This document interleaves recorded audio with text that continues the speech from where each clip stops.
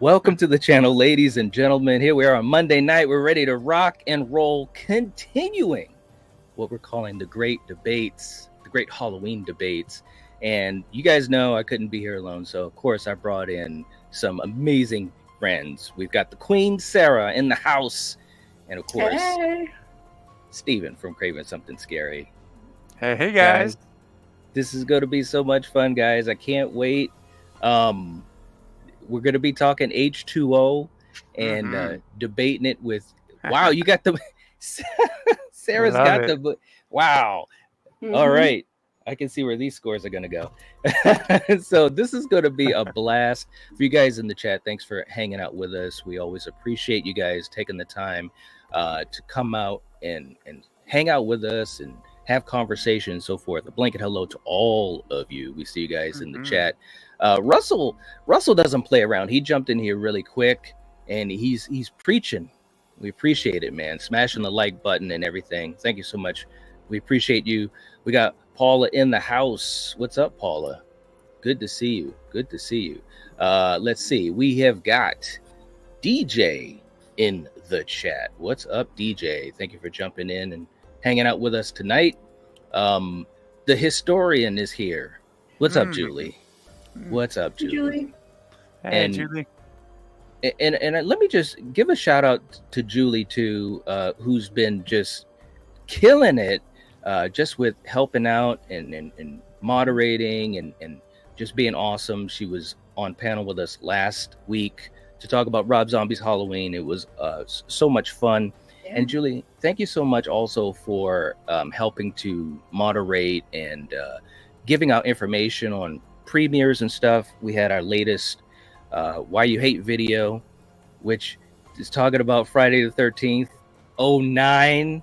So hopefully you guys get a chance to check it out. But Julie, thank you so much for helping out with that and everything else. We appreciate you. All right. Yep. Scott. I mean, right, Steven? I mean, we can't do this alone. Oh, no, not at all. And, you know, what's so impressive about all of our mods, you know, whether it's Julie, Val, Sarah here, you know, Mayanne, exactly, and Denisha and Jen. The thing about everybody that does this for us is they take it really serious, man. Like, they're as Knight would say, they're not nickel and dime in this thing. And that's one of my favorite things you say.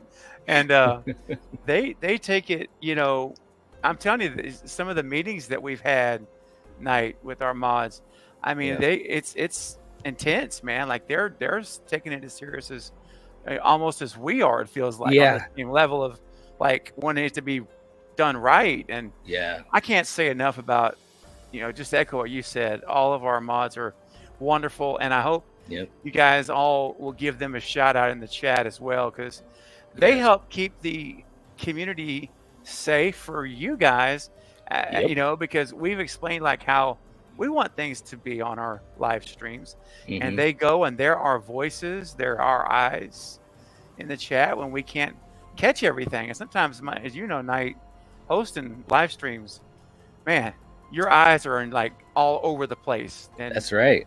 You can't catch every single chat that comes in. You just can't. But they do. I'm telling you. And they even, just like I say one last thing, then I'll shut up. Another thing that's so impressive is like, not only are they modding the chat, there's a moderator thread that Night started, because we have shared moderators, right, for the both channels. And they literally communicate to each other live in real time on the mod thread.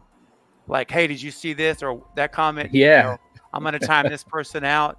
I mean, it's like, dude, they have got their own little sub show going on that you never see. That's right. And all with this, so true. It's so cool. So Sarah and everyone that's here who's a mod, and even if you're not here, if you see it on the replay, thank you for all that you do. Our channels would not run the same without you. So thank you. So true. It's so true. And we could never thank you guys enough. We really couldn't. So you guys rock. Absolutely. Yes. No doubt. No doubt. And yeah, we got Val here too. And that is awesome. The general is here. Hope you're doing well, Val. Hollywood guy, what's up? And look, my good brother Eric in the house.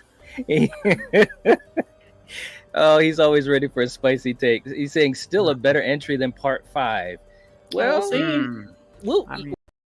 well, you know what? We're gonna find out based upon score when this is all said and done. We're gonna find out based upon score. But I won't say one way or the other. You know, it could be. What's up? RJ's in the house. Atrol's in the house. Of course, Gene is here. Gene, let me just say something. Gene doesn't play around. I had my video dropped this afternoon, and of course, Gene showed up, and so many of you other guys too. But I appreciate that. It you know, and I know Steven feels the same way. These things don't go unnoticed, and we just really appreciate you guys. We really do. Right. Just another horror fan. What's up, man? All right, good to see you. Hope you're doing well. We got Eli saying, "What's up, everyone? First time here." Well, Eli, welcome to the community. Hi. Welcome. Yes, thank you for being here. We appreciate you and hope you enjoy this conversation as we talk about the ins and outs of Halloween H20. Thank you for being here. Sarah, you're the best. Tim, I love it. What's up? She comes prepared, man. She really does. Okay. Well, look, while we're throwing around flowers for everybody, yes, I watched H20. I ended it at about 45 minutes ago, and I streamed it because of I don't have a choice where I'm at. I have to stream it, but I watched it today again for the umpteenth time. So come on, you're doing your homework. Your homework. I love it. You know, even though you've seen something 50 or 100 times, you still feel like I still need to see it again. That's right. No, you're absolutely right, man. You have to. You really do. No doubt at all. Val, just come on. Don't worry, Val. You know me, Val. You know Sarah. DJ is saying, Craven, do you have a show tonight? There is a 60% chance of yes, and I will have a better idea of that when this show ends, kind of what things are looking like. But yeah, it's very possible. Stay tuned. It's going to be almost impromptu at this point if I do it. So, but yeah, we may talk a little horror, a little scream later on. We'll keep those notifications on, guys, and keep your eyes open. That's the big thing. Keep those eyes open. Jerry, what is up, brother? Good to have you here. Jerry. Hope you're doing well. All right. Thomas is in the house. What's up, Thomas? Good to have you here in the chat. Saying Friday part 8 should have been called H20. All right. I love that. Oh, man. Hey, look, and we got Intel coming in real quick with a super chat. First super chat of the night. We really appreciate that. It helps us out. Saying the mask in H20 though. you guys are quick, man. You guys know what's going on. I'm telling you. Sarah and I are prepared. Don't worry. We'll be ready. Listen, Michael is more than just the mask, okay? Sarah. And listen, and I'm going to tell you right now, and I know I'm probably jumping the gun. Knight's probably going to be like, stop it. But I will say this: it's not the worst mask in the franchise. Drop the mic. You're right, and I agree. Well, look, Intel, thank you so much. We appreciate the super chat, and as always, this is how we feel about it. Billy's mother. There it is. There it is. Yeah. Thank you so much for the super chat. We really appreciate it. It helps us out and keeps things going. Okay, guys, if you were here last week, then you know what we're going to do. We're going to be debating H20. Last week, we had a blast. If you did not check out last week's stream, definitely do that because we went down a rabbit hole and we talked all things Rob Zombie's Halloween in 2007, and it was fun. But here's the thing, Steven. We did our scoring last week, and nobody knows what the score is for Rob Zombie's Halloween until right now, because we're scoring these 10 categories, and each category you can get up to 5 points. A perfect score is 50 points, and that's how we're going to be ranking the Halloween movies once we're done this series. Last week, Rob Zombie's Halloween got a score of 29 points out of 50. So we'll see. We'll see where it lands. Who knows? That's the beauty of it. I think it's great. And I mean, I was like, man, if this comes in at 45, I'm calling beep, beep, because no, but you know what? 29? Okay. Yeah. Yeah. I think that's about right. There we go. Okay, so look, guys, we're going to get going on this. We have 10 categories, and plus we have 2 other categories just for the fun of it. But just to go over what we've got the categories: Michael, the story, the final girl. The best scene will not be a scored category, but will be a talking point. The worst scene will be a talking point as well. We've got the kills in the film, the mythology, the atmosphere, characters, the mask, cinematography, the directing, sound design, and the it factor. Okay, so those are the categories. We're going to be spinning the wheel, and that will be how we decide what talking point we're going to be talking about. So let's get the wheel up here. And as always, listen, guys, the fun of this is the randomness. Okay. And last week it was pretty fun doing that. So hopefully you guys have some fun with this tonight. All right. So Sarah, we've got the wheel, and we have a certain person that's staring at us, and I think you guys know who that is. I'm CGI Michael. I'm just saying, you know, man. you had to do it, didn't you? Night, you just had to do it. I'm That's sorry. hilarious, though. I'm That's sorry. Okay. Last week we had Joe Grizzly. Tonight we got CGI Michael. Okay, so Sarah, we're going to spin for you first. Let's see what category we get to start off the talking points. Oh, this is great. This is great. Awesome. Ooh. Awesome.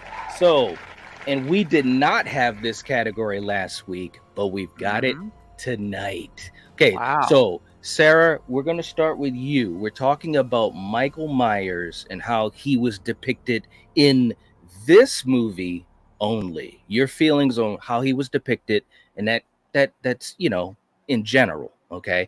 We have a scoring system of 1 through 5, 1 being bad and 5 being masterful. Okay, so let us know what you think about Michael, Sarah, and then give us a score 1 through 5. I really like Michael in this. I will say he's not as intimidating as in some of the other installments.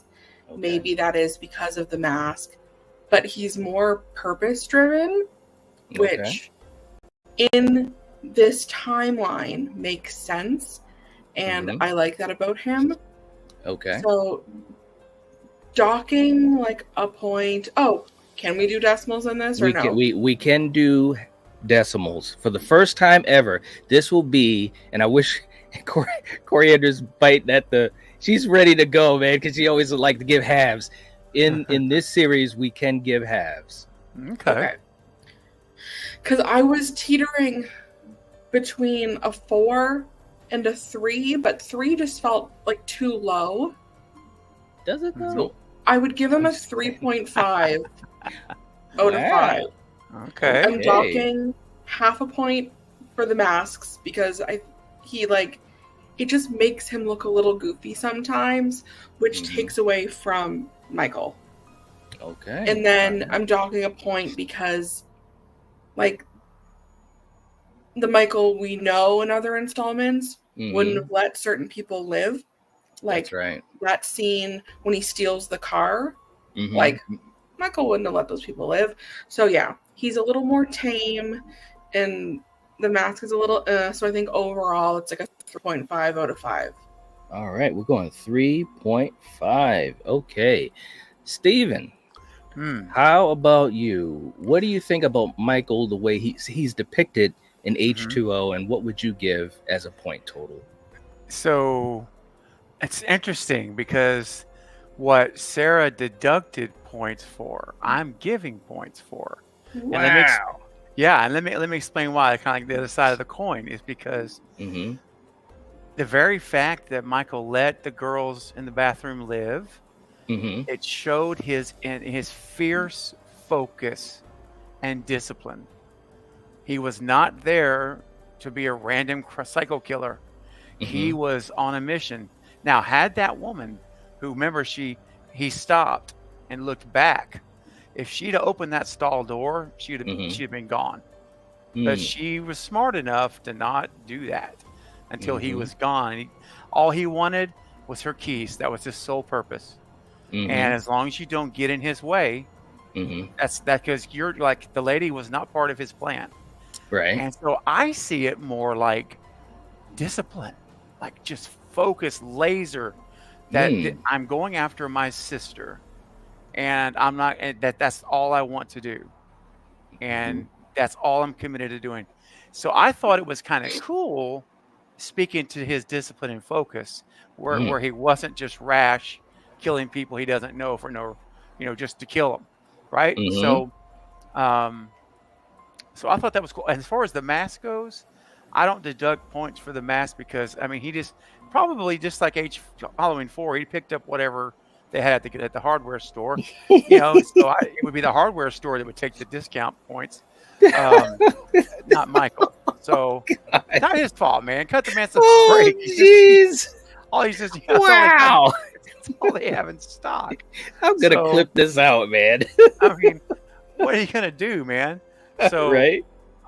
So I'm going to give, I think, and before I say that too, I really love this Michael in terms of the focus and discipline. I've already talked about that.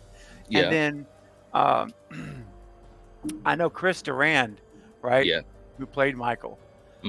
I think the scene that epitomizes Michael for me is and I probably shouldn't jump ahead to scenes, but it was the cafeteria scene whenever Jamie Lee's on the floor. Yeah. And that whole sequence in there, I thought was kind of reflective because he starts off just, well, you know what? I'm not going to talk about scenes. I'll save that. But okay, it's definitely one of my favorite scenes. But I give it a 4. Michael Myers is a 4. Wow. For this movie. Yep. We're getting a 4. All right. Sarah, we're not far off. We're real close. Wow. Okay. Well, hey, Paul is going with a 4 too. And Julie saying Michael was a little teeny in this movie, but still probably a 3.5. Okay. We got Intel coming back in again. Thank you so much. We appreciate you. $5 super chat saying Michael's eyes look amazing coming from Halloween 2 from 1981, having the bullet shots in each one. It's such an iconic scene. And I'm telling you, we will get to Halloween 2, 1981 for sure. We're going to go through all the movies. That's the game plan. And man, it is going to be a blast. But I agree with you. It's just such an iconic shot, with the blood coming down the mask. It's so cool, man. Great memories. Great memories. I remember when I first saw it as a kid, I was just like, what? Yeah. So cool. Well, look, Intel, thank you so much for the super chat. We appreciate you. And let's do another little clip, and let's do this one. I know we'll get a smile and maybe a laugh. Here we go. Take us away. Take us away. Take us away. Oh, John. Big trouble. Wow. JT somewhere out there is smiling. That's for our brother JT. Intel, thank you so much. And Sarah, one of these days, I know they got to come up with a way to do this. The look on your face when you realized what it was and you did that little bit of a head shake, that was perfect. That was great. Thank you so much. It always takes me just a second. I'm like, John Carpenter. I know. Well, look, I don't like to be negative, so I won't be, but I'll say this. John Carpenter, he's a great filmmaker. Yes, you're right. Oh, my God. Hey, Mega Road. Good to have you here. Hope you're doing well. T. Parker's in the house. Hey, we got Larry in the house. Look at Larry. What's up, man? Wow. Saying, hey, everyone. All right. Hope you're doing well, brother.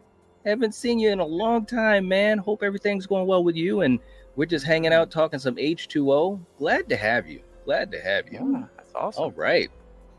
I know Val's like, hey there, Larry. There you go. Exactly. Okay. And Melissa's in the house too. All right. Good to have you here, Melissa. Hope you're doing well. And I think I'm about caught up on just about everyone. And said I've never seen that Carpenter clip either. Man, Yeah. I'm telling you, I've got a whole bunch, man. I'm just ready to rock and roll. All right. So for me, when I talk about Michael Myers and Halloween H2O, let me just say this, and you guys know. I mean, look, let's just say this to me fiction of Michael Audrey Myers. There's good moments, Stephen, you mentioned, especially in the finale. I thought there was great moments. My brother would be upset if I didn't mention the time he came down from the ceiling with the one arm. Yes, I love it. Showing his fitness. That was great. He trained well for it. But that mask and the fact that he was a bit more conservative. I mean, I think Chris Duran did what he was asked to do. But when I want to give a score 1 through 5, I gotta look. There's never been any lying here. There's never been any lying here. I have to go with a 3. I'm gonna go with a 3. Okay. Not, he's not the worst, but I'm just saying, just story wise, the way he was depicted was like, I don't know. All right. So first category is out of the way. Julie's working hard in the chat. We got 29 likes, but 39 people saying, let's go. Let's get it. All right. Thank you, Julie. Tina's in the chat saying, how's everyone? Thank you for being here, Tina. We appreciate you being here. Hope you're doing well and hope you enjoy this conversation. All right. And Larry saying, great to see you guys. We love H2O in our house. We don't care how bad the masks are. There you go. Exactly. There you go. Exactly. That's right. We got to look past it, man. Jeff's in the house. What's up? Saying, I'm just recovering from being really sick. Hope everyone else is doing good. Well, we're doing good, and we hope that you feel better soon, Jeff. Seriously. All right. Okay. Val saying the shape in this one for me is also a 3. Just too reserved for my liking. Okay. All right. Fair enough. Fair enough. Russell's going with a 4. Okay. We're going to start you off on this round. Let's see what we get on the wheel. Excellent. Talking point. Okay. Right there. Thank you. Let's see. Oh. Ooh. Cinematography. All right. So basically, you know how this goes. Cinematography in this film, how does it look, the camera work, the angles and so forth, and also what you would give for a score. Oh yeah, man. So, I mean, I think it's really done well. I think it looks great cinematography wise. I can't think of any scenes that I really was like, wasn't happy with in terms of visually how it looked. So yeah, I don't see any reason to score this below a 4. I think it was done really well. All right. Very, very cool. We got a 4. All right. Sarah, how about you? So I'm actually going to give it a 5. I'll explain Wow. why. Nice. Wow. I'll explain why.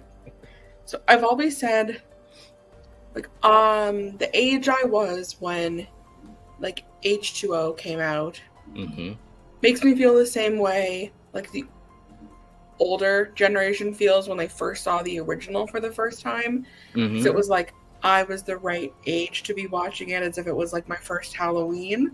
And it was perfect. Like the opening scene with like the leaves on the street, but it didn't seem dated because like it was modern when it came out, you know what I mean? Yep. So it like captured like the magic of the original, because it was still like very simple and it kind of hit the same beats. It was just like a little more polished. And when I still watch it today, it doesn't look dated. Because everything right now in style is like that, like 90s 2000 style. Like everything is coming back around. Mm-hmm. So it's kind of in that like timeless look, like the Screams. And I like aesthetically, it is like very my style. Like I like the way it looks a lot more than a lot of the other Halloweens, but it still like captures the same charm, just like a little shinier. And that, I think it's a 5. Oh, wow. All right. We got a 5. Awesome. For me, I think that the cinematography was pretty good. There's great angles, the aforementioned confrontation between Laurie and Michael, some really good shots. I think the opening is fantastic. It truly is one of the best openings in the franchise. It just pulls you in. There's a lot of mystery to it, and the camera is a big part of that because we don't have a lot of dialogue. So for me, and Sarah's making me think on it too, man, because she's like, they got a 5. I really do like the look of this film as well. It does hold up. Steven, obviously when we went through Halloween Fest 2 and obviously Halloween Fest, we got a chance to watch all of the movies, boom, boom, boom, one after another. And it truly is a great looking film. Yep. I don't know if I'm going to go with a 5 though, but I would definitely give it a solid 4. I'll go with a solid 4 for cinematography. See, I was even thinking like 4.5, but then I was like, there's no lion. Like I really think it's like I wouldn't change anything. So I have to give it a 5. Yeah, right. No. Same here. I wouldn't change anything either. Yeah, it is really good. I will agree. It is very, very good. And let's be honest. I mean, being Scream fans as we are, being at Milton's mansion, having Scream score work from Marco Beltrami, having Chris Duran attack like Ghostface, at the gate, and actually having Scream 2 in that universe on TV in the dorm room. Yeah, I mean, it's like, man, it's the best of both worlds for me. There you go. Great. Kind of paying it back to Scream. Yeah. Okay. Very cool. Also in the chat, Val throwing out links right and left. We've got our link for our Patreon. Thank you so much for doing that, Val. I really appreciate that. Definitely, if you'd like to hang out with us for exclusive watch parties and hangouts, also chats. We have messenger chats as well. And we're going to be doing some really cool streams that are going to only be exclusive on Patreon for Patreon members and also channel members. That's the link to click. Thank you so much, Val. May's in the chat. What's up, Mayan? Good to have you here. And we've got a channel member anniversary from Melissa. 13 months, like Friday the 13th. Love it. Love it. Thank you so much, Melissa. Always hanging out with us, saying keep it up. Yes, we will definitely try our best. There's no doubt. No doubt. Okay. And just catching up to some of you guys. We can't get to every comment. Definitely, if you send in a super chat, we'll make sure to get to your comment and or question. Julie saying I'm obsessed with the H20 opening. There's like thunder and lightning and Sandman. Yep. Yes. It is a really good opening. No doubt. No doubt at all. Val's going with a 4 for cinematography. Like the darker lighting. They got some really great shots, like when the shape lowered himself down behind Laurie. Absolutely. That one is that's one for the books. No doubt. Okay. Jeff giving a 4. Awesome stuff. And thank you, Stevens. And we got to keep the likes going. All right. Very, very cool. All right. So I'll be doing the spinning next. Let's see what we get for our next talking point.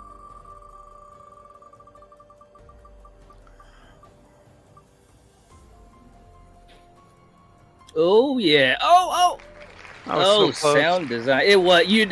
You know I wanted that other one. You know I did, man. So I can rant. Okay. Sound design. So look, guys. I think that this is where we start to separate the apples from the oranges. We've talked H20 a lot, and you usually are going to be on one side of the fence or the other as far as, and you just said it a minute ago, Stephen, when we do have not only homages to Scream, but familiar sounds as well. Yep. for some people they love it, some people they hate it. I'm back and forth on it. It kind of depends on my mood. I think it is cool in a way because it is homaging Scream, which of course Scream did that to Halloween. The two franchises are so tightly connected, which is great because we love both franchises so much.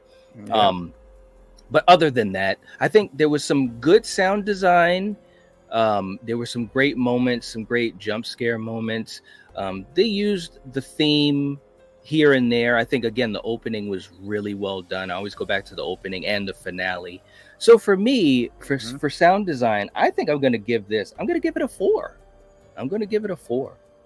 I think there was some great stuff. Sarah, how about you? What do you think for sound design, and what would you give it for a score? I'm also going to give it a 4 for the same reasons you did.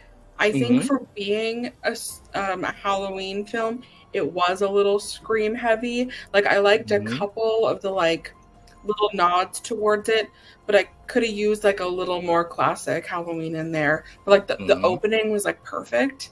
Yeah. But yeah, I could have used a little more, so 4. Yeah, I definitely agree with you. It's tricky because you want certain things and then you get other things, and some of it is really great, and you just kind of get used to it. So how about you, Steven? What do you think? Yeah, I'll give you my score first. It's also a 4.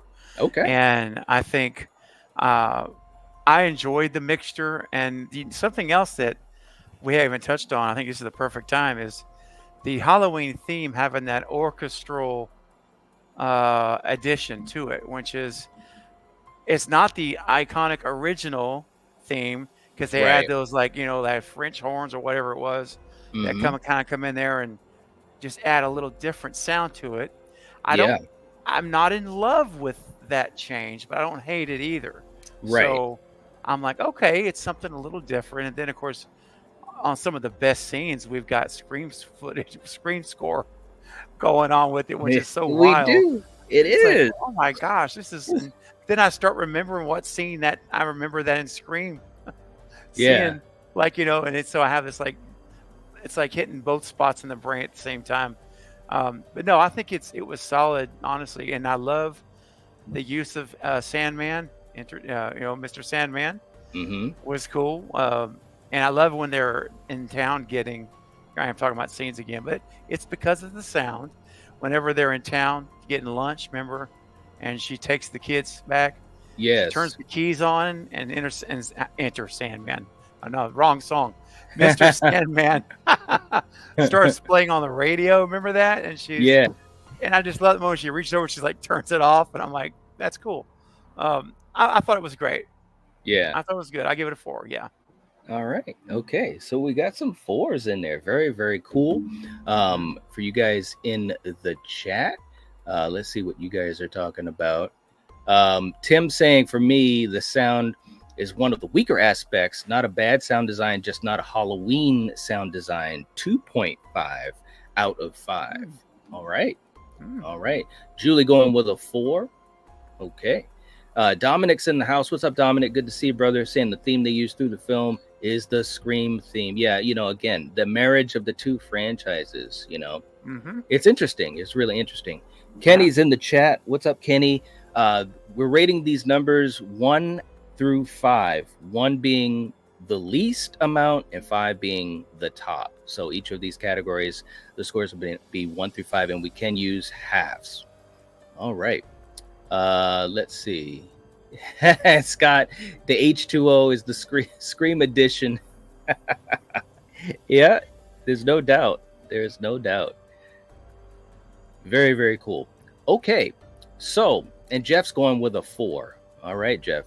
Thank you so much. Appreciate it. Okay. A lot of 4s. That's good. It is a lot of 4s. It really is. Okay, so Sarah, we're going to spin for you next. Let's see what we get.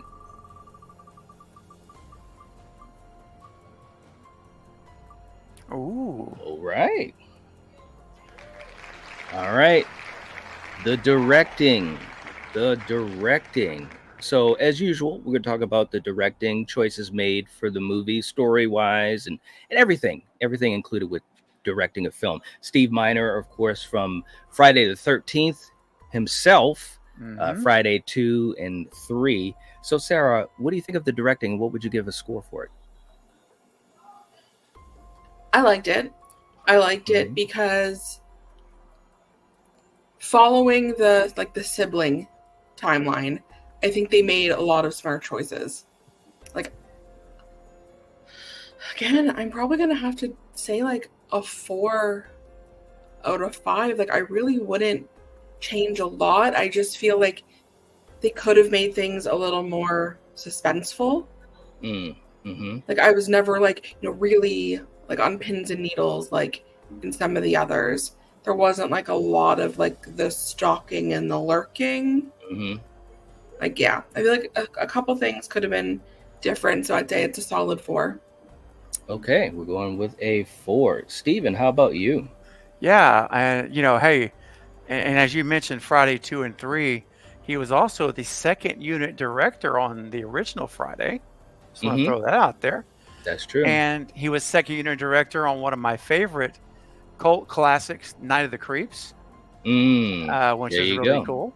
And of course, who can forget House from 1985? He directed House in 85. There you go. Some of those, some of those movies have a special place in the past. But yeah, I thought his directing was solid. I'm with Sarah. I'm going to go with a 4 again. I think he, obviously he's experienced. He was, he knew what he was doing, and he had some great scenes in this movie, which I know I keep wanting to jump ahead, I guess, but the scenes. But he really, like when I watched the movie, I never felt like it was disjointed or there was an element missing from here and from here.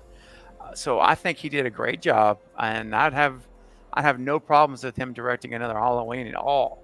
In fact, I'd look forward to it, actually. So yeah, I'm gonna give him a 4 for directing. Okay, all right. For me, and you guys made good points. I think it's a well-directed film. So that isn't my issue with it. But Sarah, you made a point that jumped into my mind right off the bat. Is I think that the identity of the franchise and Michael himself, there wasn't as much stalking as I wish there could have been.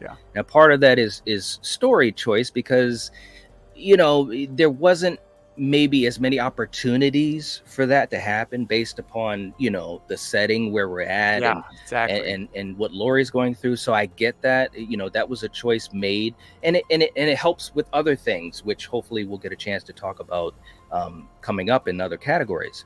I think Steve is obviously he's a good director, and Stephen, you made a good point about his connection with the Friday films, because especially in Friday 2 and 3 especially, Jason is stalking.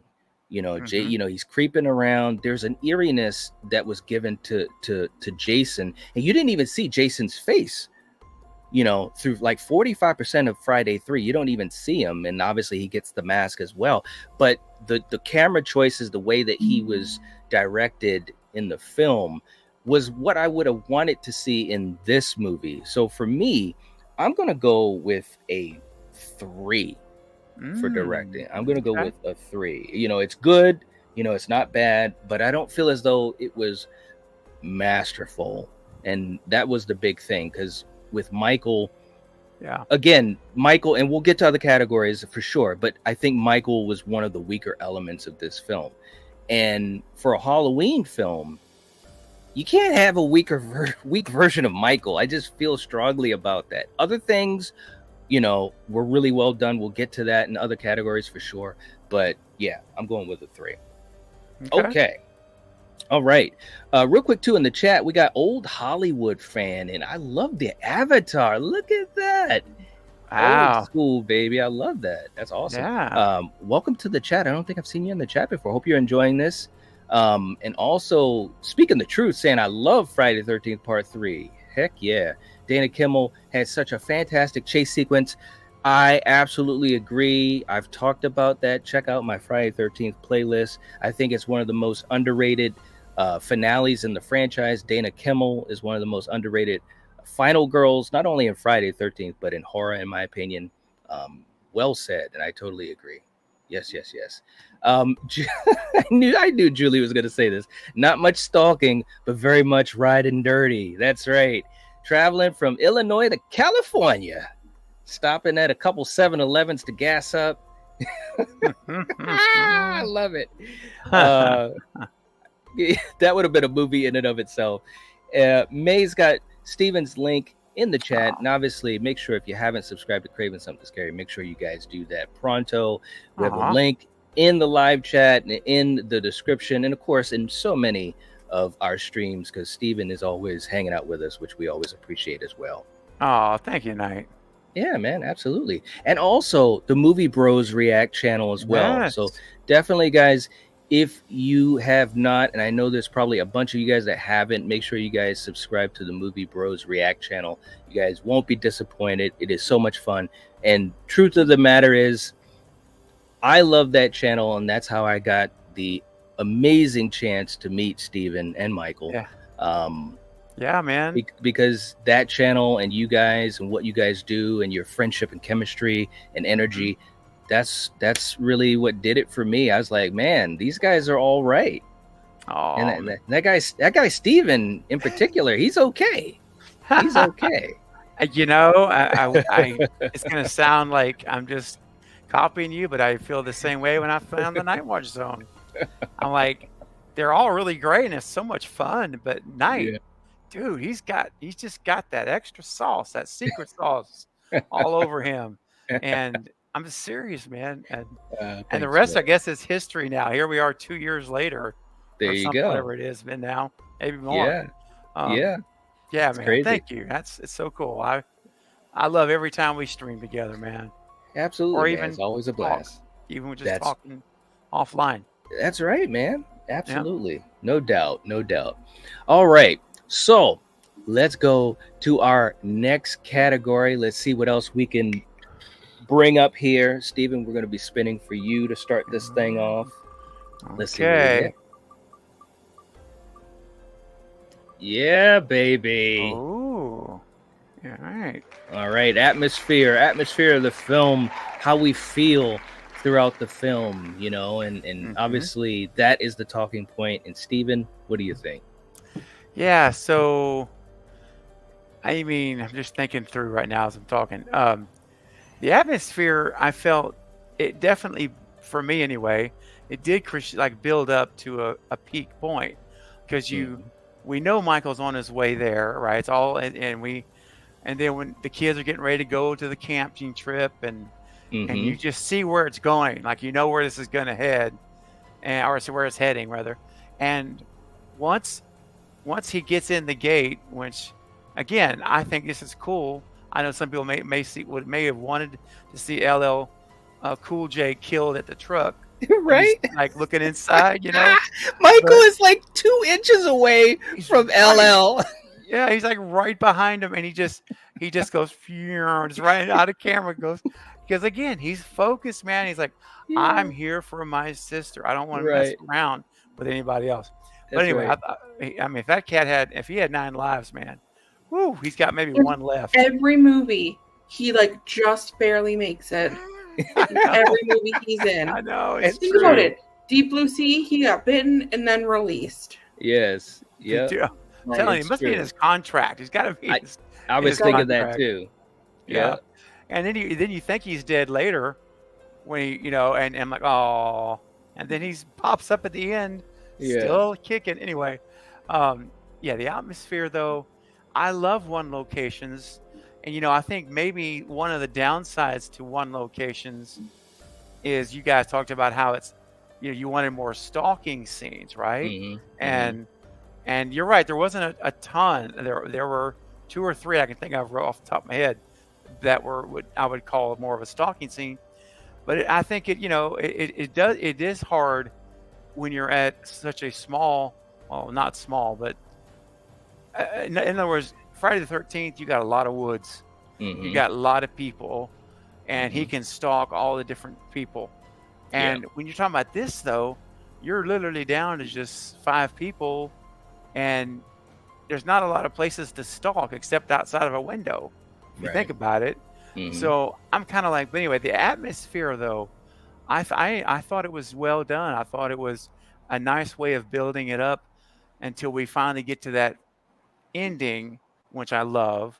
And Mm-hmm. so, was it scary or super creepy? I would say no. It's not Mm-hmm. super creepy. And I agree Mm-hmm. with what Sarah said earlier that there are some other sequels where I do feel a higher level of anxiety Mm-hmm. in the atmosphere. So Yeah. I'm going to be honest about that. I agree with that. So I'm going to give the atmosphere a 3.5 for me. Okay, a 3.5. All right. Mm-hmm. Sarah, how about you? What do you think? I am also giving it a 3.5, actually, because Hey. I feel like it's really strong at the beginning, Mm-hmm. Mm-hmm. and we kind of get that feeling back at the end. But the Yep. middle section, where they're more focused on like the students, I don't Yeah. feel it as much. But Right. like, I know we keep talking about the beginning, but like, if it kept that tone throughout, like it would have been Mm-hmm. perfect. So, Mm-hmm. Yeah. 3.5. All right. And old Hollywood fans saying the rest stop atmosphere is a 5 for me. Mm-hmm. Yeah, that was a great scene. Yep. That really was, because you didn't know what was going to happen. Mm-hmm. Sarah, you kind of said it perfectly, and Julie agreeing with that, saying totally. Shout out to PJ Souls. I think that, because I'm looking at the whole film, and you're right, the middle of the film, which is the meat of the film, and we're talking like Mm-hmm. 60% of the film is that middle. And I do feel when we're with the students, I mean, we got time to have 1,000 candles lit in a room, and I don't know how that was done. That's the I knew greatest you were date. going to say that. Yeah. I knew it. I knew it. I was waiting for the candles, man. I mean, seriously, how do you do that? How do you do that? Anyways, but you're right. When we get with the students, we don't. It could have been any film at that point. It really could. So look, I'm just being real, because that's one of the biggest things about this film that I think that they just missed the boat on a little bit. If we had in corner, kind of like what we were saying about the stalking, if we had maybe 2 scenes of Michael stalking the kids in that middle section, that definitely would have helped the overall balance of the film, because the opening and the finale are great with atmosphere. It's a Halloween movie, no doubt. But for me, looking at the totality of the film, I got to give it a 2.5 for atmosphere. Yeah. I got to go 2.5. Because you're right. Every time he appears, every time the kids find him is when they're killing him, or he's killing them. Yeah. There's no buildup. Now I will say this: there's one scene that I think is an exception, and that's when the wine opener falls down into the trash or the garbage disposal, whatever. You know what I'm talking about, that thing. Yep. And the dumbwaiter. And the whole time he's reaching his hand down the sink, I'm like, oh crud! And then you see Michael in the background. He doesn't see him, but we do, and the audience sees him.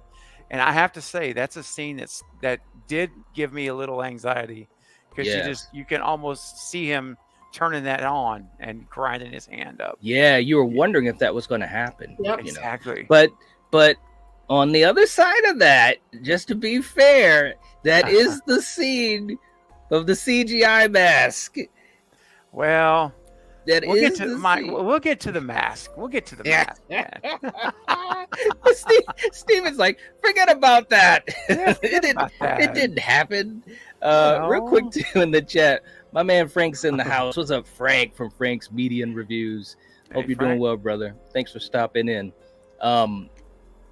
Hopefully we'll get to it. We'll see. We don't know. It may not land on the mask. It landed on the mask last week. So we'll see about tonight. Okay. Looks as though I'm going to be spinning next. So let's bring the wheel up. And let's go, man. Yeah.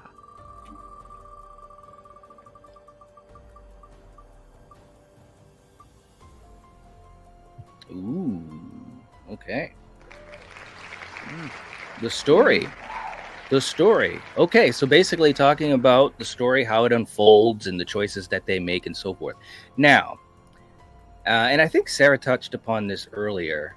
The idea of following the sibling storyline and how that looks. I think they made some good choices. I think that Laurie Strode and the choices that they made for her character, I think they were good choices. And I think the idea of her with a new identity, in hiding, and obviously the back and forth that she has with John, I think there was some good stuff there. It's a really good story.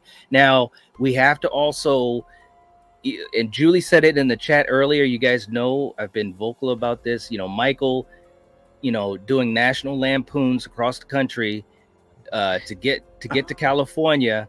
It's interesting. But Michael's done that stuff all throughout the franchise, riding Absolutely. around and just saying hello to people in the mask, and they're just like, oh, look at the guy in the mask. But I do think the only thing about the story that I felt is, and this is a lot of this is connected, but I just feel as though I think the film would have benefited from maybe at least another character or two. Something that would have allowed Michael to have more menace, some more stalking scenes, as we just talked about, and so forth.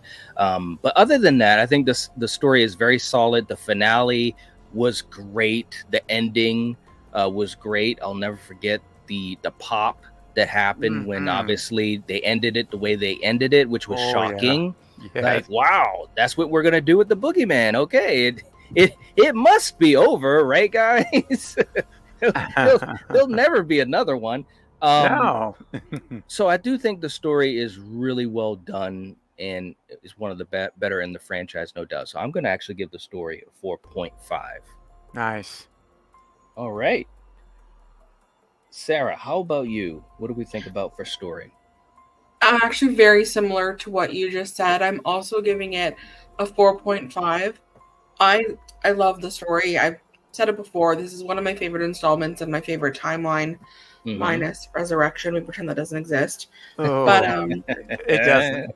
Yeah, the story is great, but there are like a couple holes. Like if we're following the timeline, like in 1 and 2, it seems like there's like quite a big intelligence jump to this one, because I'm like, you're telling me he found out where Marion lived, broke in, went through all the files, like figured out Laurie's new identity, and then took his little cross-country road trip. Yeah. Like there was like a little bit of a leap to get to where we were. Yeah. But I still like where we landed. Yes. But I can't give it like a perfect score. So I'd say 4.5. Okay. Okay. All right. And Steven? Yeah, man. I'll echo everything y'all said. Although, Sarah, one thing you got to take into account is he's 20 years older now. You learn a lot in 20 years. You gain knowledge, take some online courses, whatever you need to do.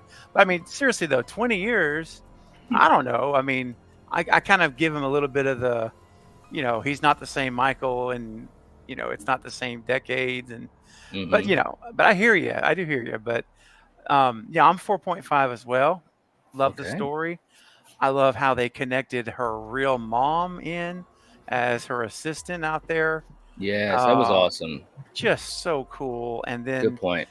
Even putting her 50s car that she looked like the one she drove in Psycho, and having a little taste of the Psycho theme. Yes. And she's getting it. I mean, see, that's just cool, man. I think that's really, and it was pulled off so good. It was.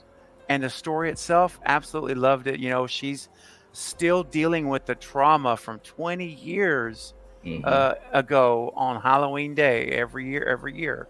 And you see the dynamic with her son, which I thought was a really cool relationship with John and her. And I would love if they ever go back to the last trilogy, or not the last trilogy, but if they ever go back to the timeline of her having a child, I would love to see her and him now. In that relationship. But that probably will never happen. But I enjoyed the story, and I really liked her boyfriend, the school counselor. Can't remember his name right now.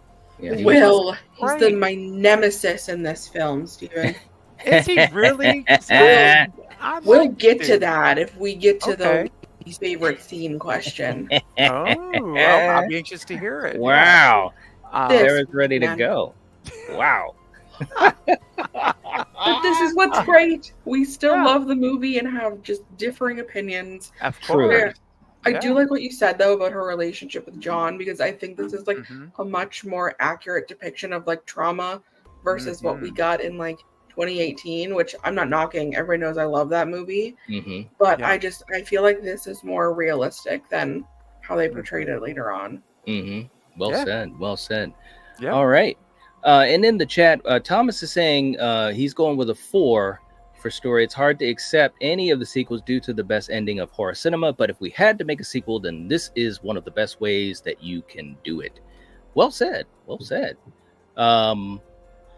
And let's see, who else do we have in the chat? Val's going with a 2.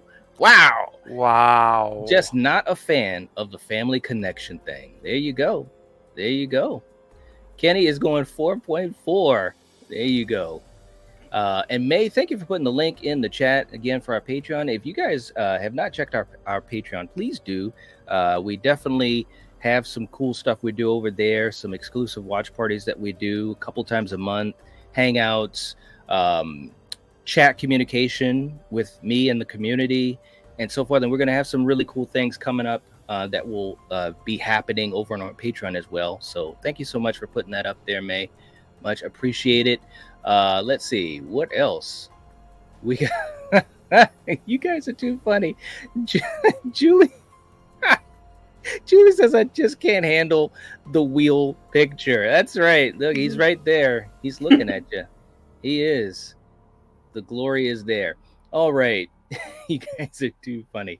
Gene is gonna give it a 3.4. You guys are too funny, man. You got a 3.4. All right. Old Hollywood fan saying love the sibling storyline, but I do wish they would have made parts 4, 5, and 6 Laurie's nightmares so that we could have had her daughter Jamie in it instead. Yeah, that would have been really fun. Yes. I agree. Very, very true. And Val's also got our channel members link in the chat. If you'd like to become a member, you can join us through the link. And again, some exclusive stuff and help support the channel. We appreciate it. Okay. Julie, you guys are so funny. Julie said, I can't stand the scene where Will is chewing gum or tobacco or something when Laurie is telling them who she really is. Pet peeve, I guess.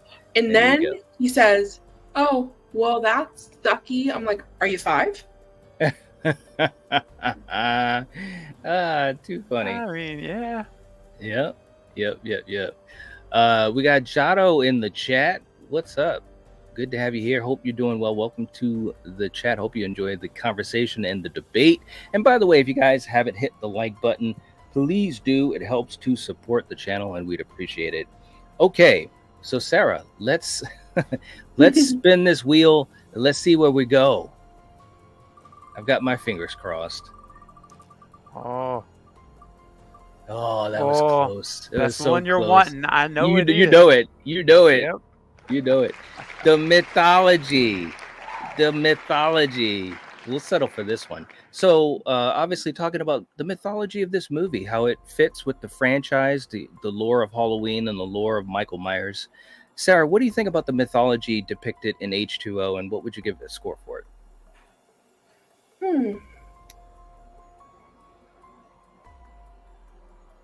I enjoy it because, like I've said earlier, I enjoy this specific timeline.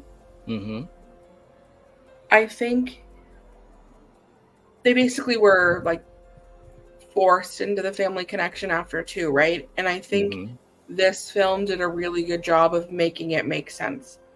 And I like that they added to the story. Actually, we just talked about the scene with Laurie kind of like info dumping like the past on Will.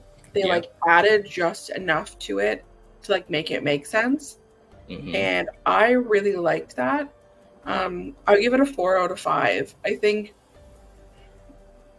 I know we don't want to like compare it to the other films because we're like talking about this one.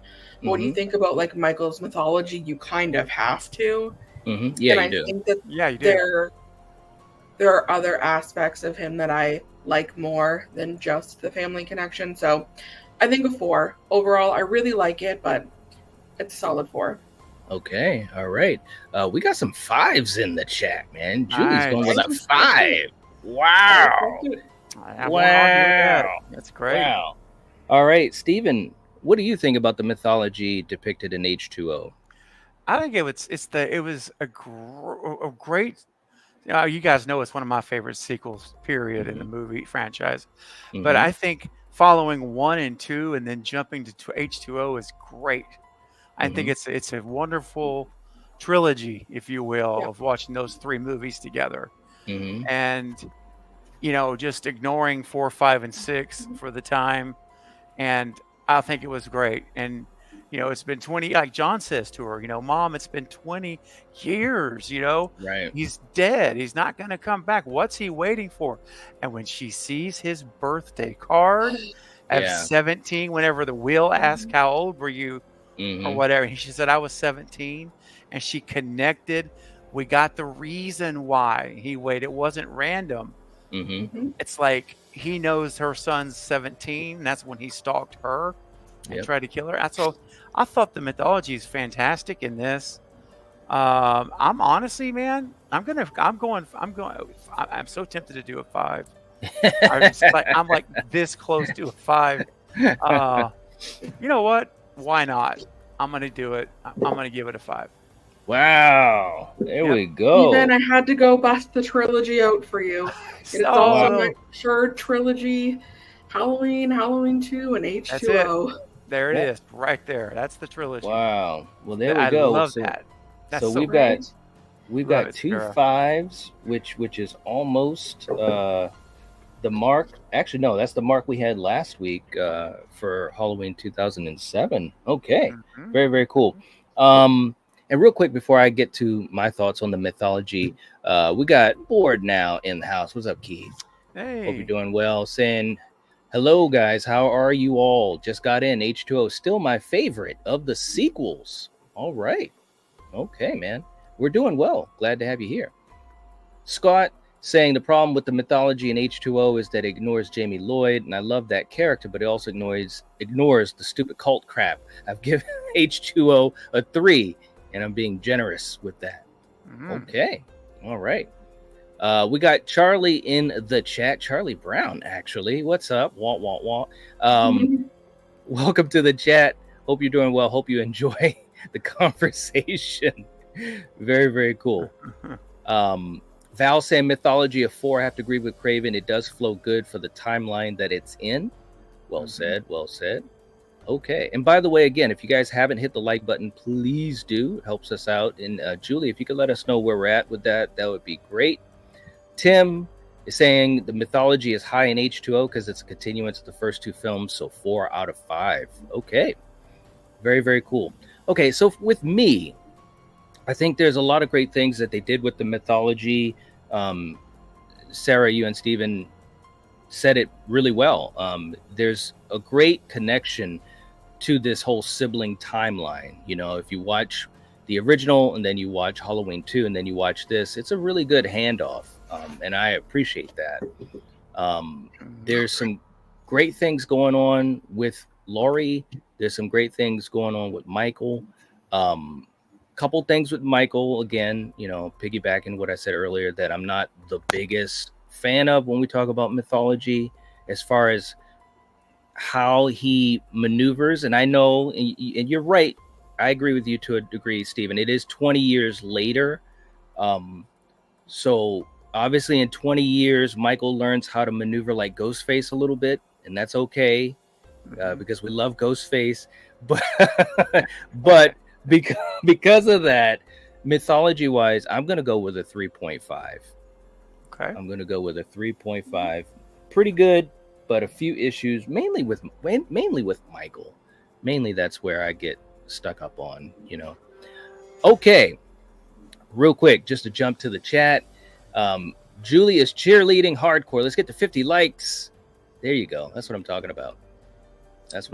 Old Hollywood fan is going with a 4. Okay, very cool. We're going with a 4.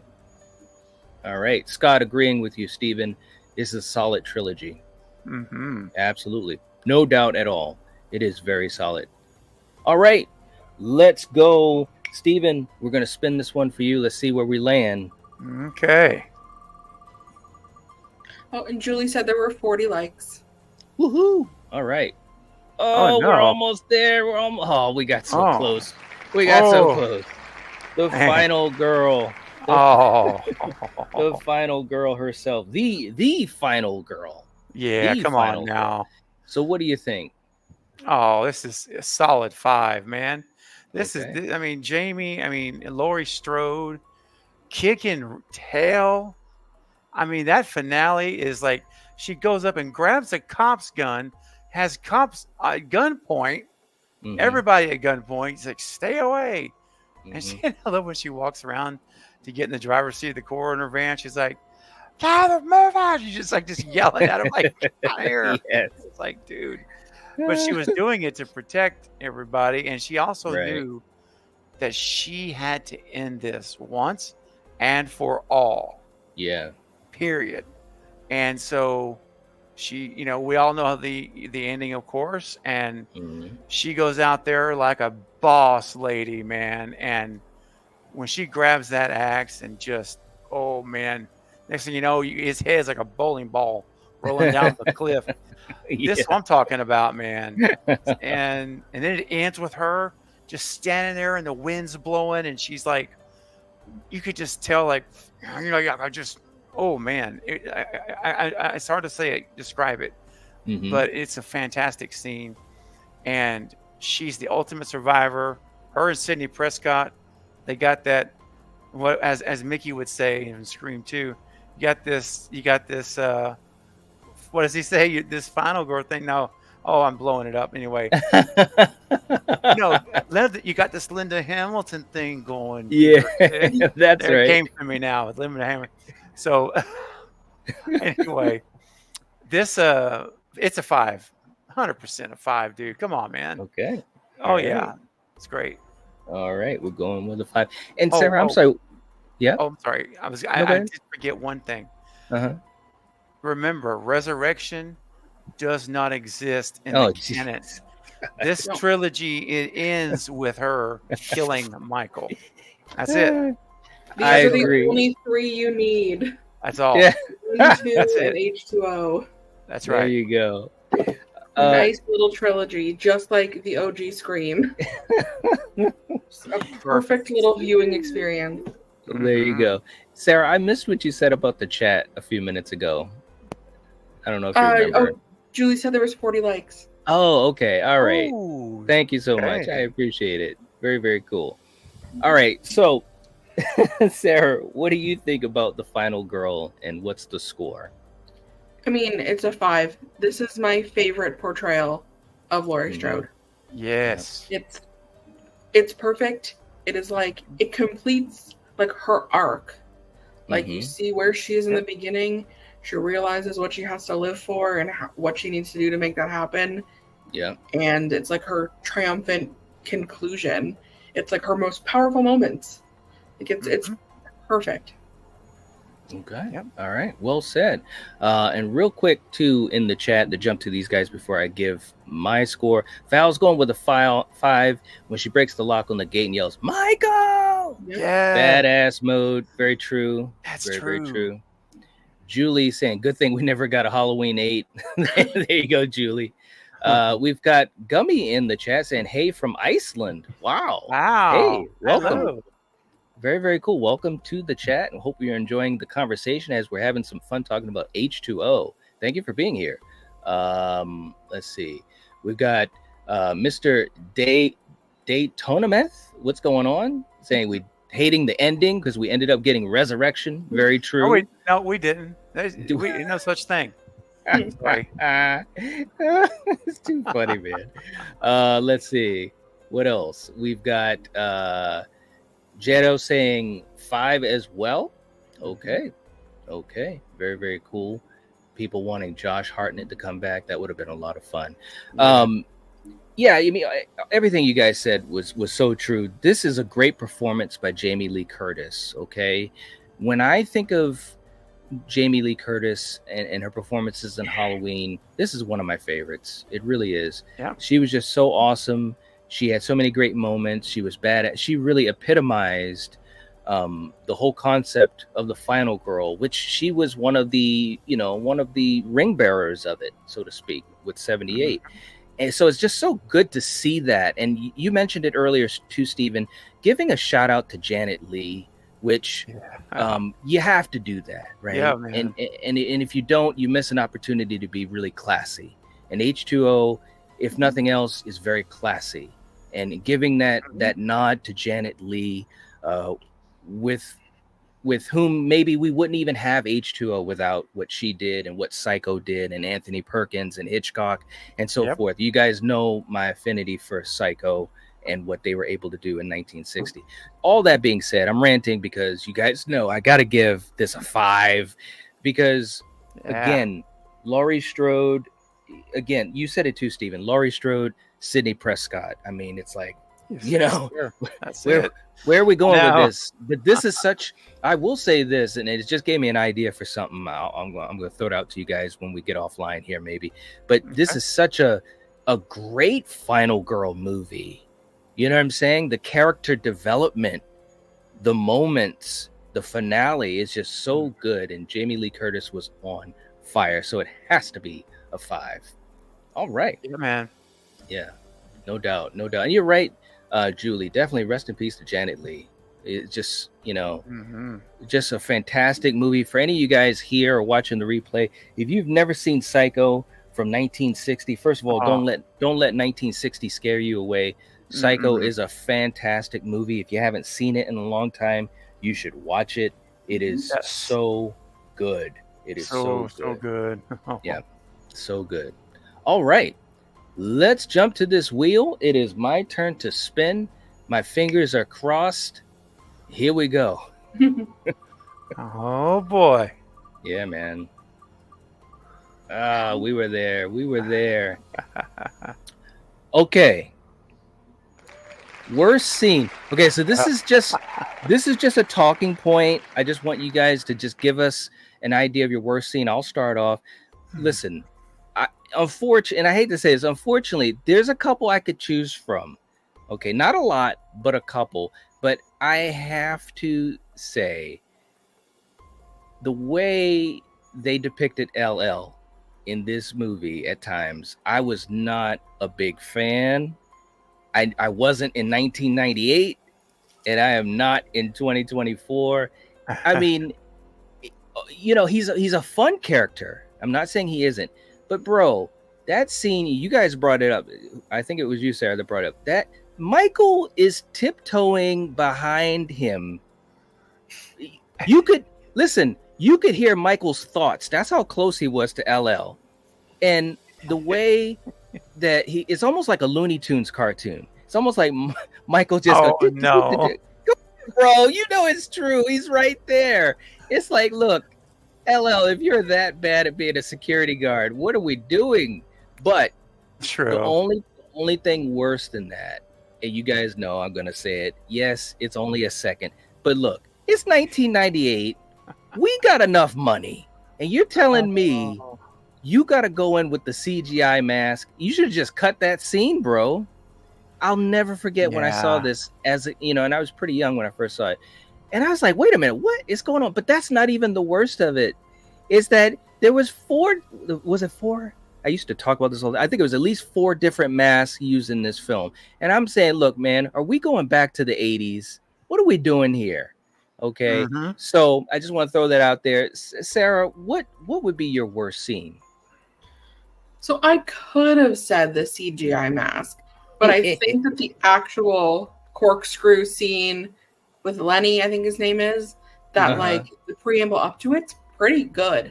So I'm not going to discount a whole scene because of a mask, like the whole chat is doing right now, yelling at us about the CGI mask.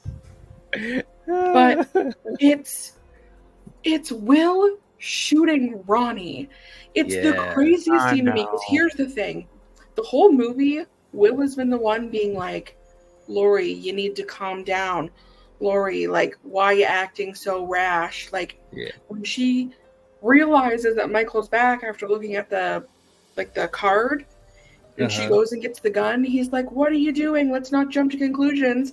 Then they're in this house, and he sees a shadow and just starts unloading the whole thing into Ronnie. And I'm like, you're talking about women being emotional. We have Ronnie just wasting all of the wasting all of the ammunition on Ronnie. Yeah. Like, it made no sense to me. I'm like, what? Like, you literally were just telling her to calm down, and then you grabbed the gun from her and shot a man. Like, anyway, it made me so mad. All of that compounded. All of the Ronnie, or all of the Will scenes drove me crazy. Hey, you know what was worse about that too? And I know movies do this quite often. And sometimes I guess it works, but in this instance, it didn't. When you looked at it, it was Michael. It was Michael, and it's like shadow was, yes. And I get it. They're basically saying that's what Will saw. I get it, but it just, again, man, this is Michael Audrey Myers. Come on, put some respect on this guy. You know what I'm saying? So, anyways, well said, Sarah. Stephen, how about you? I mean, it's hard to argue with you on this one, Sarah, because I felt so bad, because I liked LL Cool J as a character. I loved his character. And we didn't know at the time he lived, and I'm like, you seriously just killed Ronnie? Exactly. I think he's dead, and I think this is a good example of where, you know, and it's interesting that he's a counselor, which I have, you know, that's a lot of what my background is anyway.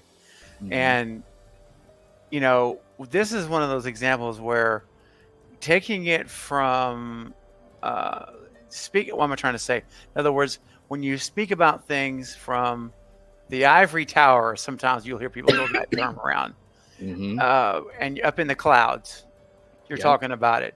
But when you're down on the ground and you're faced with it, all of a sudden, you're not you. That's like you don't have experience at that level with it, and it makes a huge difference.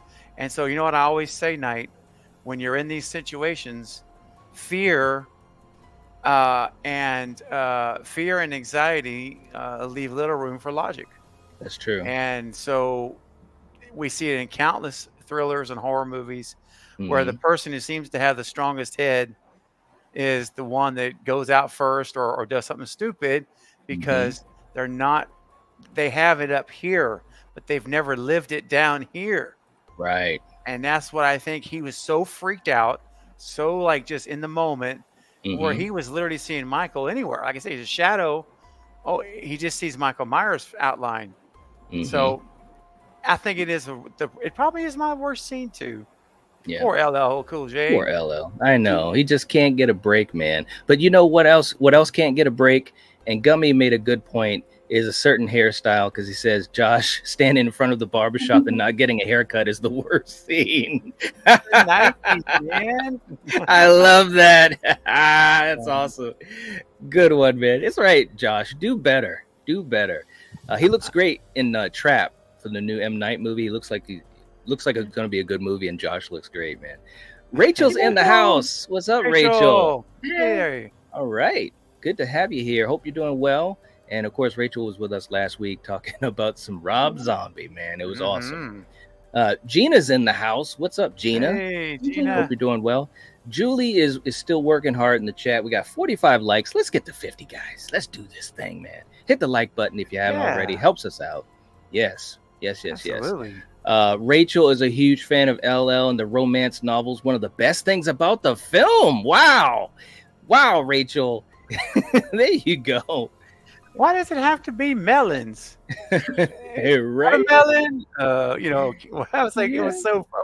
I love that scene. Yeah. He's like, I got a better idea for a book. It's a thriller. Yeah. It's a thriller. Right. That's right. Yeah. Awesome stuff, man. All right. So I'm going to spin again and see if we can get a category where we're going to score. fingers are crossed. You guys know what I want to talk about. Oh, there it was. They're Oh, so close it's again. so close, man. But this will do. This will do. Listen.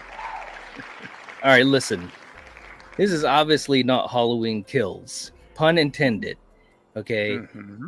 True. There are a couple of good ones, but one thing that I've always said, and again, if you guys haven't checked out our deep dive discussion on Halloween H20, which we did quite a while ago, check out our Halloween playlist.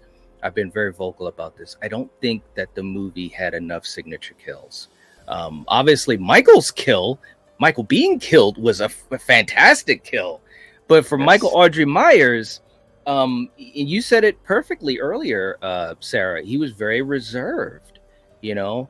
Now, you could look on the flip side of that, and Stephen, you made some good points about he's focused on Laurie. He's focused on the mission, Laurie and John. And you could look at it that way. But I'm not. I want Michael to kill. What are we doing here? This is a slasher film. We've got 3 kills. What's going on here, or whatever it was? You know, the dumbwaiter scene, that was great. The opening scene was great. Nurse Marion, always great to see her in a Halloween film, and I think that scene was so well done. But when I look at the whole film, you know what I'm saying, from 0 to 100, it's like, man, we did not get enough kills. So there's no lying here. There's never been any lying. But for me, when I want kills, Halloween H20 is not the movie I pick, so I'm going to give it a 1. Oh, wow. I'm giving it a 1 because it irritated the crap out of me that we didn't get any kills, man. We got a couple, but this was not a movie that had good kills in it. And, you know, some people will say, well, look at 78 because there was only a couple of kills in 78. But the difference, and it's a huge difference, is that those kills that we got were built upon by the stalking, which we did not get in H20. You know, the presence of Michael is not as strong and is nowhere near as strong in H20 as it is in 78. So that's the difference. And it really irritates me on that level. The film is great in so many other ways, but Michael, like I said earlier in this stream, Michael's one of the weaker components of H20, which is too bad because I think he could have been great. And Chris Duran did some great stuff, but that's where I'm going. Sarah, how about you? Where are we going with kills? Yeah, I will say some of them are fun, like the cut to Joseph Gordon-Levitt with like the ice skate in the face. That was unexpected. After the dumbwaiter, you have her like strung up with the light. But it's kind of like we always saw the aftermath of the kill and not like the actual kill. Yes. So I'm gonna have to kind of go right in the middle, like a 2.5. Like what we got was kind of fun, but we really didn't get a lot, and they didn't seem very like Michael. Like the only one that really was like, oh, that's a Michael kill was the Will, where he like the stab in the lift. Right. Loved that kill. Yeah. The rest call back to 2 could have been any other killer. Like when he really kind of looked at them. So again, like it wasn't bad, but the kills are not the thing that stands out about this movie. So agreed. Well said.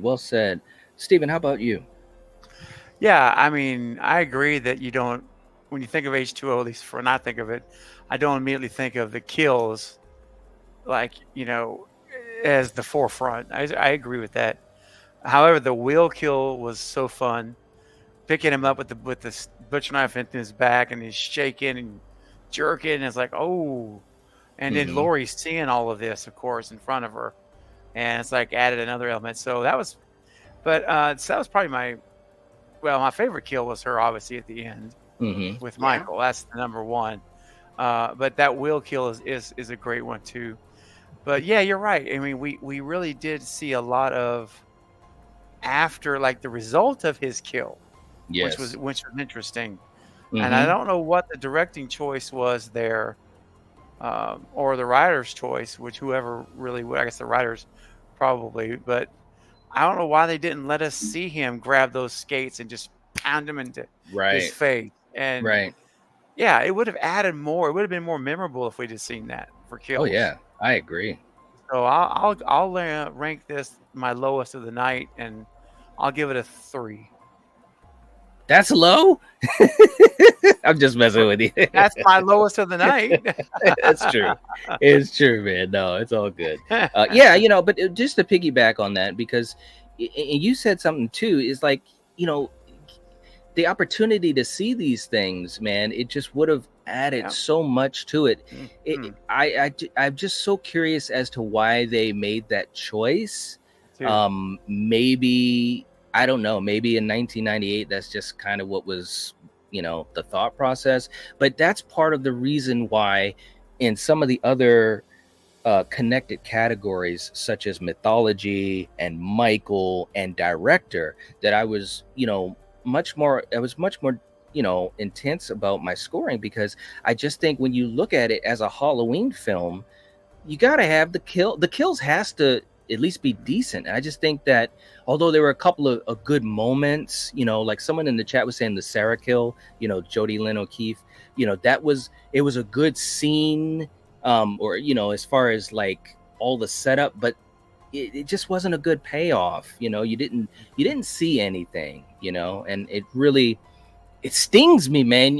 Even just talking about it, it stings me, because I think that probably more than any other thing, like even with a poor Michael, not that it was a poor Michael, but not the best depiction of Michael, if we had had good kills, I think that would have really elevated this a lot more. And when you compare it to other Halloween films, you know what I'm saying? So anyways, okay, all right, let's go back to the wheel. We're going to be spinning for you guys in the chat. Hey, look, Julie said they didn't want to have to edit for TV. Well, I was going to say, it almost had to feel like they were going for a PG-13 almost on some of that. Very little gore, very little blood. In fact, if I remember right, there wasn't very much cursing either. No. Which you would expect normally in a R-rated kind of horror movie. Right. But it was kind of more of a PG-13 in terms of the visuals, I thought. Right. So, agreed. Yeah. I don't know if that was by design or just the writer said, cut to, you know, this person being dead or whatever. I don't know. Yeah. Agreed. Yeah, I don't know, man. It's crazy. And real quick too, just to say goodnight to Mayanne. She's heading on out. And have a good night, May. Seriously, thanks for being here. Thomas was saying, well, Steve Miner is a TV director. Well, they, you know, and that could have been definitely a lot of the reasoning as well. But, you know, I look back to, you know, like the Friday films, man. There were some good kills in those films. Even though they were early 80s, you know, Friday 2 and Friday 3, we're talking early 80s films. So that's, and I think that's where I'm coming from, is that this was 1998. The franchise was popular, and obviously there was, I mean, horror was fantastic with so many different franchises and icons by that point. And I just felt like they didn't hammer it home like they could have, you know. So yeah. All right, let's head back to the wheel. Sarah, we're going to be spinning for you. This could be our 10th category, so let's see what we get. Only 4 left. 1 out of 4 shot night. That's right. Not yet. Oh, wow, whoa. Well, that was on the line. On the line, dude. That was on the line. Okay, so Sarah, we're talking about the characters in H20, the depiction of the characters, obviously from Laurie all the way down to the kids, you know, and Michael himself. What do you think about the characters, and what do you want to give a score? This one is hard because we have high highs and we have low lows. Yes, agreed. Like I said earlier, this is my favorite depiction of Laurie. So things are looking strong. Josh Hartnett's character, I can't think of his name right now for whatever reason. John, thank you. I think he did a really great job as well as a character. There was a lot of layers to him. He wasn't just like a bratty kid. You could tell that like he has been dealing with his mother's trauma forever and like just wants it to be over. Yes. that was really great. But then you did have like a couple of like the students, like they're not memorable at all. And then you have some characters that are just not even likable, and it didn't seem like it was a choice. It seems like it was just not great. So it's hard, and I hate like just kind of treading the middle, but like they kind of balance each other out. So like characters, I'm probably gonna give it like a 3. I probably would have gone lower, but I really think Laurie is that strong. But then also, I liked the kids in the beginning, and I liked seeing Marion again. So it kind of balances out, but I'll go 3. Okay. All right. How about you, Steven? I mean, were they super memorable? The kids. I mean, I think John was great. I really like John, Josh Hartnett. You know, of course, Laurie I talked about. And you know, much to the chagrin of it seems like the majority here, I did like Will. So I'm glad you like him and you got some I joy do. with him. I just I don't know. I can't describe it. I like this guy. Yeah. So I'm gonna go a little higher. I mean, I won't go crazy high because, you know, not like a Scream film. We were talking characters. Oh my gosh, Right. every one of them is memorable. All Exactly. of them. Yep. So I need to be careful. I want to be fair. So I think I will go probably a 3. Yeah, I'll go 3. All right. You guys made great points and so forth. And I agree with what a lot of you guys have said. Obviously, Laurie was great, and I think Josh Hartnett was really good in this film. I really enjoyed his character. I thought he had some great moments, especially the moments between him and Laurie. There was some good stuff there that you don't get a chance to always see in a Halloween film, maybe except for this and 2018. And to be fair, I'm going to be fair because there's no line here. And even in Rob Zombie's Halloween, between Loomis and Michael, some moments of character warmth and some sympathetic scenes. So you don't see that a lot. This film had some great moments of it. But other than Laurie and John, again, very forgettable stuff going on with the friends, with Sarah, with her boyfriend. I wasn't against Will. I think he had some moments, but it wasn't big stuff for me. I talked about LL not seeing the ninja behind him, which was crazy. And Michael himself, I wasn't really big on Michael. So I think when I think of all that combined, 3 is kind of where I'm, what? No, I got to go 2.5. I'm going to go 2.5 because I just think, again, other than Laurie, who was fantastic, and John was good, everyone else was just kind of, But that's what I was saying earlier. I think we should have had either the opportunity for, like, let's say, Sarah or Michelle Williams' character to be a little bit stronger, at least a couple of scenes where they could really, get down in the dirt and have some fantastic moments. And they didn't do that, which is odd because, like you said earlier, Sarah, the middle part of the film, we're spending time with the kids quite a bit, but it didn't feel like anyone popped. I mean, hell, Janet Leigh in her small part popped more than almost all those other characters. Now, granted, she's a pro. She knows what's going on. So again, that just shows how the characters in general, other than Laurie and John, they just didn't really pop too well for me. So that's where I'm going to go as a 2.5. Right? I was not rooting for any of the kids except John. But right. Me at the beginning with Marion, when she's in that house, I'm like, girl, get out. Like, yes. I was more upset when she was killed than like the 2 other kids. Yeah. Yes. Yep. Yes. Agreed. I agree. Yep. Rachel saying, characters are not great aside from Laurie. John is meh, so are his friends. Ronnie is fun, but kind of dumb. Mm-hmm. True that. And don't get me started on Laurie's George Clooney knockoff boyfriend. So annoying. Wow, Rachel. Well, I tell you, if Rachel was on this panel, we'd be getting some interesting things being said. What's up, Danielle? Good to see you. Hope you're doing well. Julie says we're at 48 likes. We need 50. Let's get 50. it. Oh, we did hit it. Yep. Woo. All right. Wonderful. Very cool. Very cool. We appreciate you guys doing that. Seriously. Gummy saying that Jimmy is the best. There you go. There you go. Love the ambulance guy at the end. Top character. You know, in this movie, that doesn't surprise me. You know, I'm telling you. Julie is tripping out, man. It's too funny. Scott saying characters weren't really memorable. A 2.5. Yeah, that's where I ended up as well. No doubt at all. Okay.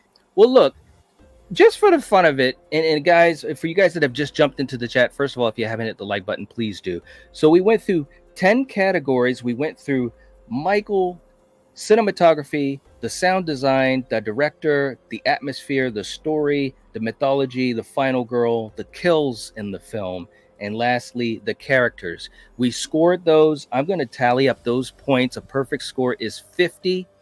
And we will give the results in our next Great Debate stream, which should be this Friday. So definitely make sure you guys keep a lookout. I haven't even put the stream up yet, but that is the idea. And look, Julie's already ahead of me. Listen, just for the fun of it, because Julie asked, let's do it, guys. Okay. This won't be official. All right, so I want to make sure I'm saying this. This will not be official because the randomness of the wheel is what I wanted to have. You know, and it just falls where it falls for certain movies. But let's talk about that mask. Sarah, what do you think about I should say masks with S on the end. What do you think about that? And if you were to give a score for this film, what would you give it? So yeah, the CGI mask is unforgivable. The other masks, though, they're not great either. I would give them, I would say, like a 2 is being generous. I would probably say a 1.5, only because, like, they're bad, but they're not the worst. No, they're not. They're not Halloween 5. No. Right. Like, they're not RZ2 with the whole ripped half side off, right? And a full mask. So exactly. I would say like a 1.5 because it's bad but not the worst. Yeah. Yeah. Okay. Yeah. I hear you. Steven, what about you? You're putting the CGI mask up there. God, and I want to reiterate, devil's advocate, I get it, but it was literally for a second, maybe 2 seconds tops, and it's the only time you ever see it. It's gone. I mean, again, like Sarah said, we talked even earlier about it. It's not the worst, at all in the franchise. So it's never been an issue for me. I maybe. Like, there's some masks that I really like better than others, of course. But for me, like Halloween 4 didn't distract me. I know it was misleading advertising on the poster with the, and all that. And so I understand the arguments, and it didn't really, it's not my favorite mask. Okay. I'm going to get that out there.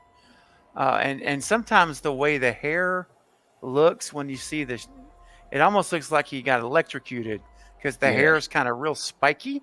Yeah. If you notice that when you watch it, it's like all spiked up. Yeah. However, again, there are still worse. So I'm going to be a little more generous on the mask than probably everybody else. I'm going to go at 2.5. Ooh, right in the middle. 2.5. Okay. All right. Wow. You know, I think that, again, and to be fair, I mean, we want to have fun with this. We poked fun last week and we're poking fun tonight. We're going to continue to poke fun where we can. You know, it's not the worst mask in the franchise. And I'm talking about the main mask, I think what they call the hero mask. The one where when you first see him, looking in through the doorway to Laurie. I do agree. I think the eyes are a little too big. And as Steven mentioned, the hairstyle, he needs to really have a conversation with his hairstylist. Yeah. But it's not the worst. The thing I have issue with is CGI aside. First of all, and they had 4 different masks. It's 1998, guys. This is Halloween. You know, this is not a Ham and Egger franchise. This is a Mount Rushmore franchise. That's where I kind of come in on it. And that's also why, and I don't want to get too far ahead, and we will definitely have this conversation, but that's why with the Green Trilogy, you can say what you want about any of those films, but the one thing you can't deny is they really took pride and time and effort into Michael's look and his mask. I mean, it is like light years apart when you talk about the Green Trilogy and most of the other films, and unfortunately including H20, because it's like, how in 1998, how can you not get closer to that Shatner mask? It's just crazy. It's just absolutely crazy. And I think, you know, and David Gordon Green said this, you know, during obviously when the trilogy was out and about. He said that sometimes they would spend almost an hour setting up some of the shots for James Drew Courtney in the mask, as far as the lighting, how the light hits him as he moves, when he looks. I mean, they really, and it shows, is what I'm getting at. It really shows, because Michael looks so amazing in those 3 movies. He looks okay in quite a few of these moments in H20, but it could have been better. If I was to give a score, I agree with you, Sarah. I'd have to go with a 1.5. I just think that, you know, we're not talking about 1988. We're talking about 1998. And I think that they could have done a lot better with the resources that they had. I mean, you've got Jamie Lee Curtis. You're bringing in LL Cool J. You know, you definitely had cachet at this point in the franchise. You know, and you're riding the coattails of the revolution that Scream started in 96. So it's like, guys, we got to be on our A game, you know, and it starts with Michael. If we can't get Michael right, then where are we going to go with this? You know? So that's my rant. I was praying. I was like, come on, get to the mask. Julie says we've got 55 likes. All right. Beautiful. Very, very cool. Thank you guys so much. We appreciate that. We appreciate you guys hanging out with us. It looks like you guys had a lot of fun here, and that's awesome. You know, very, very cool. WCW's in the chat. What's up? There were too many cooks that had their own vision of the mask. Agreed. I Could agree. be it. Yep. Yeah. Yep. Danielle said a Mount Rushmore franchise. They can't even get the story straight. It's okay. Overhyped, but 100% mainstream popular. Yeah, it definitely is mainstream popular, no doubt. But come on, it's a Mount Rushmore franchise. Oh yeah. When you're talking about 50 years and, you know, just spanning so many generations, not many franchises can do that. Obviously, Scream has been able to. Friday the 13th is hanging on, praying for a new movie. And obviously, Nightmare on Elm Street. I mean, we can have that conversation at some point, because I want to know what franchise you'd pick over them. But it definitely is mainstream popular. But that's part of the reason why it's lived so long, you know, in my opinion. Yes. Taja in the chat saying, I can't believe this channel only now popped up in my recommendations. This is like Geeks and Gamers for Horror. Well, thank you so much. Awesome. Much appreciated. And welcome to the chat. Welcome to the channel. We appreciate you being here, and thank you for the kind words. I don't know if you just got here, but we just finished up our H20 debate, which was very lively. So if you didn't see the whole thing, I think you will really enjoy the replay. This is a fantastic community, and these guys here on the panel are family. Sarah's awesome, and obviously Steven as well. So yeah, welcome. Yeah, it's awesome. Welcome. Very, very cool. And Danielle, you're right. This is the first slasher with a multiverse. Well, you know what? Though? Actually, no. I think TCM really is, when you think about it, because TCM, once we got to TCM 2, they were like, forget what you saw in that original. We're going down the comedy road, and every TCM film is a sequel to the original. There is no continuity at all. But I get what you mean. Halloween definitely has its own multiverse as well. I like that. I never really worded it like that. I might have to use that. That's a good one.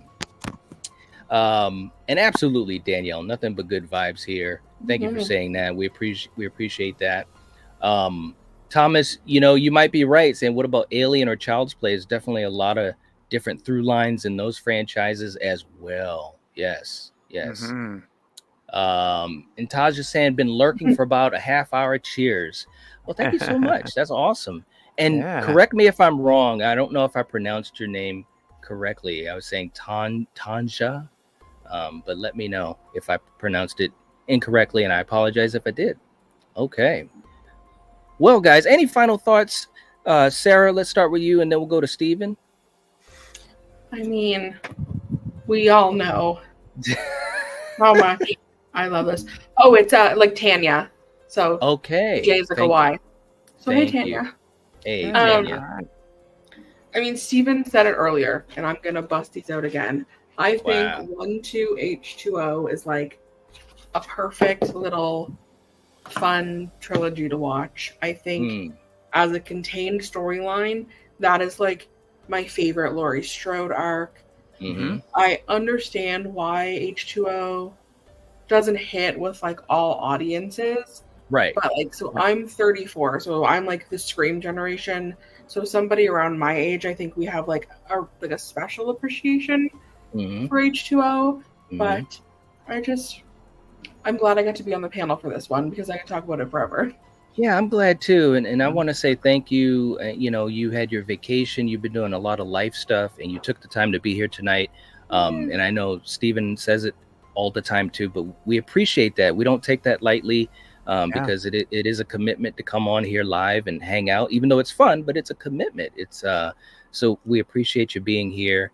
And Gummy also saying thanks for the fun debate. Loved it. Always fun to talk and trash Halloween. It's true, man. It's a franchise that is so much love, and we can also have some fun with it. So I'm glad that you enjoyed it. Steven, how about you? Any final thoughts? I'll just say, it's one of my favorites in the franchise. Has been since I saw it in the theaters in 1998 when it came out. I believe it was 98. 98. 20 years. So it was like, wow. I loved it there, and I've loved it ever since. And I lost count of how many times I've seen this movie and still enjoy it, though. That's when you know you got a good one. If you can watch it a ton. Yeah. When I say a ton, I don't mean 5 times. I mean, 50, 60, 70, whatever times or more, and still enjoy it. And I do. I watched it today again, still enjoyed it. And so I just think that it was Jamie Lee Curtis she came to play in this movie, and she killed it just fantastic. I like hanging with you, Sarah. Like one of my absolute most favorite depictions of Laurie Strode anywhere in the franchise is in H20, and much different than we see in the David Gordon Green trilogy. Whole different stylistic. Here she's dealing with the trauma and trying to live a quote normal life, school teacher, whereas in 18, I mean, she's off the grid. She's got the house armed. She's got booby traps. She's got, I mean, it's just a different, and there's nothing wrong with that. I love 18. It's just a different interpretation. Right. But for me, I'm with you, Sarah, with those 3. I would love to just watch those back to back again. It's been a while since I've done that. So that's all. I mean, for me, I just say, guys, look, if you can try to look past the mask and just enjoy the story and the performances that we get, and I love it. So yeah. Well said, man. Thanks to you, Knight, for inviting me, by the way, to join Sarah tonight. This was a lot of fun. Oh, absolutely, man. I mean, I think, first of all, you guys obviously enjoy this franchise as much as any of us, and you guys know this movie very well. So I knew it'd be a fun conversation, and it was. It really, really was. So thank you, as always, brother, for being here. We always have fun, but I don't take it lightly that you make time to be here as well. So I appreciate it. Absolutely, man. I do. Yeah. Anytime. Yeah. Always look forward to it.